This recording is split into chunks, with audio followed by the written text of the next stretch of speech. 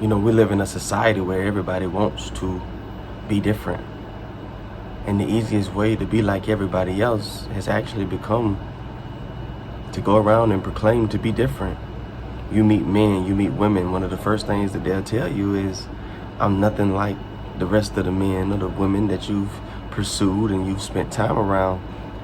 And how many times has that statement actually been believed? Actually, making the statement makes you seem to be cliche, makes you seem to be predictable. It makes you seem to be exactly like what you say you aren't.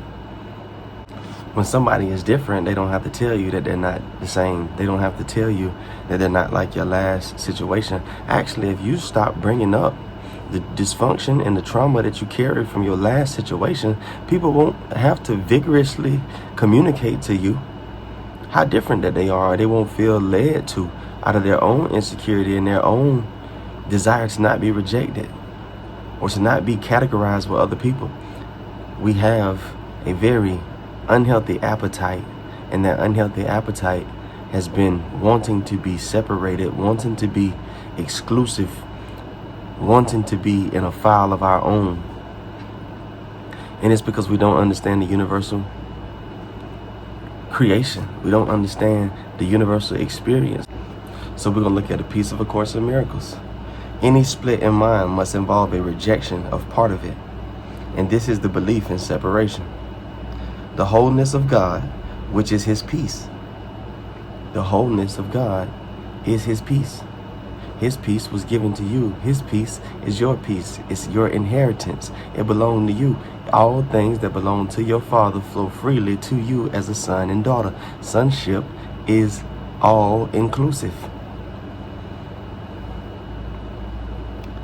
In many different ways. Not just all inclusive in meaning that everything that belongs to the Father belongs to me, but in sonship, everything that flows, that came from the Father belongs to the Father and is given the inheritance that we carry. The exclusivity that we look for out of flattery and insecurity and wanting to be different and wanting to be extinguished and set high and set apart, all of the words that religion loves are tossed out when we're talking about sonship in its truth.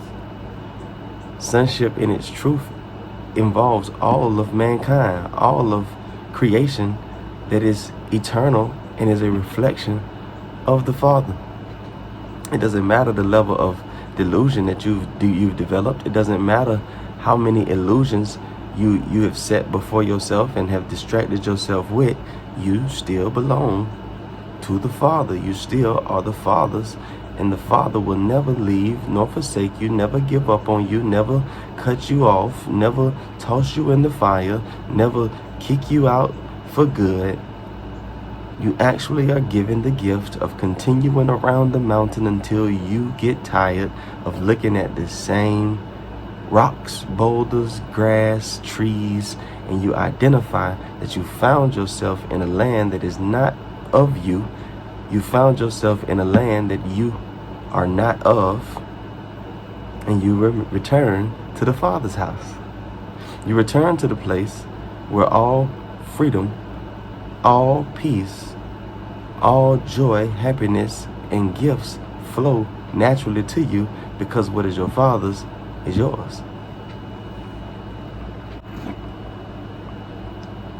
So the wholeness of God, which is his peace, cannot be appreciated except by a whole mind that recognizes the wholeness of God's creation. It takes a whole mind.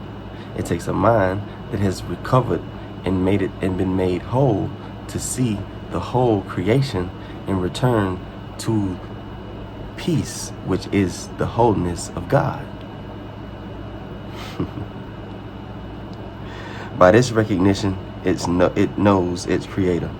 We'll know that you know your creator when you have been made whole, when you see the creation and everything in this experience as whole, and when you have ultimate peace, because that is the wholeness of God. It's a ton of people who live their life in chaos, turmoil, in misery that say that they know their creator. It's a whole host of people that get up and speak and give information to others of who the creator is and what the creator desires, that live their life in misery. Conditional happiness that flows by the acceptance and approval of those around them and sitting underneath them. But we can know what true knowledge of the creator looks like, and it's to be whole mentally, to be at peace, which is to be in the bosom of the wholeness of God, and to see all creation as whole. Exclusion, separation, and disassociation are all synonyms. Exclusion, I don't do that. No, leave me out of that. Nah, that wasn't me. I would never do that. Disassociation, nah, I don't fool with nobody that do that. I don't rock with nobody that treat their mama like that. I don't hang with nobody that be on that type of timing. I wouldn't. You'll never catch me over there with them. You'll never catch me hanging out with somebody who don't believe in God. Somebody who disassociation, exclusion, and separation are all synonymous. The separation is an illusion. The separation has kept us torn into fragments and pieces. The separation has led to the violence and the mayhem and the judgments, the disowning, the disassociation, the disrespect. There's nothing positive about separation. There's nothing positive about exclusion. And we'll see how we come to the point that we think that we're excluded from things, that we think that we should be separated from things, that we think that we should disassociate from people and things and situations. We can see quickly through A Course in Miracles where such a mentality comes from, even though it seems natural and seems like something that is beneficial. We have said before that the separation was and is disassociation, and that once it occurs, projection becomes its main defense, or the device that keeps it going. So projection is what we use to keep our disassociation and our exclusion and our separation intact. There is nothing in truth that separates us. There is nothing in truth that excludes you or me. There's nothing in truth that leads us into love, leading to disassociation. So what do we have to do? We have to project. We have to go into painting pictures. We have to go into building narratives. We have to go into seeing things that aren't there. And when other people see things that aren't there, we call them some strong names. We call them delusional. We say that they have mental illnesses. But when we're seeing things that aren't there, what do we say then? Who are you when you're projecting? Are you still one that defends your projections? Are you still one that thinks that when you see something, it's actually there, and when somebody else sees something, they're just building a script? And this leads from this mentality that we are some type of exclusive. We should be some type of excluded. We are some type of set apart, some type of special, some type of different than other people and different from other creations of God. You were created perfect. They were created perfect. All God's creations were created perfect. So what makes you different? What you project, you disown, and therefore do not believe it is yours. You are excluding yourself by the very judgment that you are different from the one on whom you project.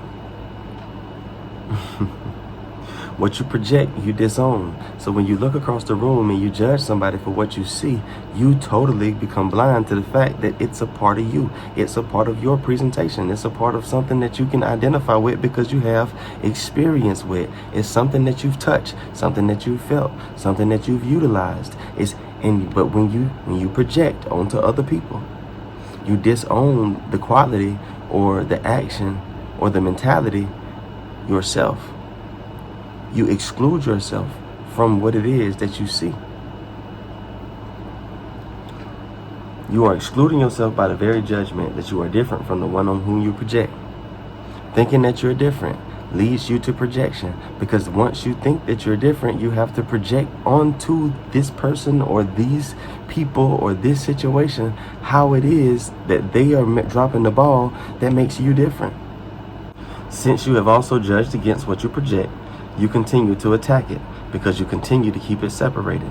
By doing this unconsciously, you try to keep the fact that you've attacked yourself out of your awareness and thus imagine that you have made yourself safe. Yet projection will always hurt you. It reinforces your belief in your own split mind, and its only purpose is to keep the separation going. You'll never be playing the blame game and projecting onto other people and admit that you are the one who's hurting yourself, or admit that you are the one who's trying to inflict harm on somebody else. You'll always find a reason to deflect, to exclude yourself from the blame, and use projection to see something that's not there and blame somebody else for what it is that you're calling onto yourself, or calling onto your experience, or what it is that you're doing to yourself mentally that's causing you to feel the way that you feel. But you'll turn around and say that so-and-so made you mad, or so-and-so did something, and it affected you so bad that you ended up depressed, and it's their fault, and that's why you'll never partner with them again, or anybody like them again, or anybody that even looks like them. Oh yeah, I don't deal with black men because, well, I had a black man do me so bad.